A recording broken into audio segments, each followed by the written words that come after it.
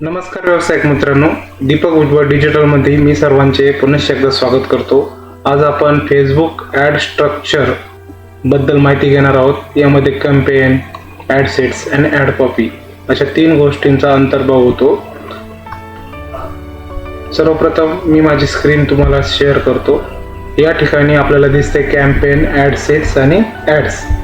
एका कॅम्पेनमध्ये आपण multiple add sets बनवू शकतो, तसेच एका ॲड सेट्समध्ये मल्टिपल ॲड कॉपीज आपण बनवू शकतो.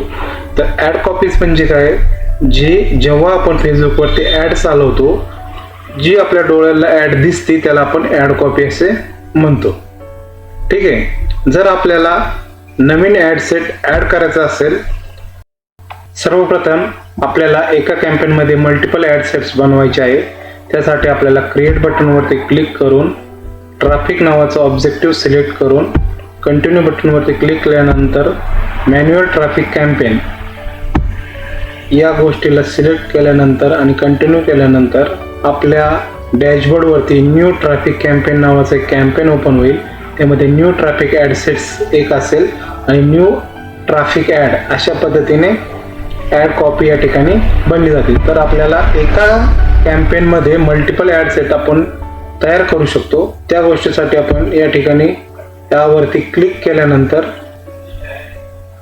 क्रिएट बटनवरती क्लिक केल्यानंतर या ठिकाणी आपल्याला एक डॅशबोर्ड ओपन होईल. त्या ठिकाणी आपण नवीन ॲड सेट्स या ठिकाणी डमी नावाचा बनवू शकतो. त्याचप्रमाणे ॲड कॉपी 1 नावाने आपण या ठिकाणी क्रिएट करू शकतो. अशा प्रकारे आपण न्यू ट्रॅफिक कॅम्पेनमध्ये न्यू ट्रॅफिक ॲड सेट्स नावाचा पहिला आपला ॲड सेट्स आणि आपण आता एक डमी ॲड सेट या ठिकाणी बनवलेला आहे. जर आपल्याला डमी 1 मध्ये मल्टिपल कॉपीज म्हणजे ॲड सेट्समध्ये आपण मल्टिपल कॉपीज बनवू शकतो. ते जर आपल्याला पाहिजे असेल तर आपण या ठिकाणी आपल्या ॲड्स अकाउंटवरती आल्यानंतर या ठिकाणी आपण डुप्लिकेट ॲड कॉपी बनवायची असेल तर आपल्याला किती कॉपीज बनवायची आहे, एक्झिस्टिंग कॅम्पेन आपण सिलेक्ट केलं, जे आपल्या कॅम्पेनचं नाव आहे ते न्यू ट्रॅफिक ॲड सेट्स आणि त्यामध्ये आपल्याला किती कॉपीज बनवायचे आहे तर आपण या ठिकाणी त्या प्रमाणात क्वांटिटी टाकून डुप्लिकेट ॲड कॉपीज आपण या ठिकाणी बनवू शकतो.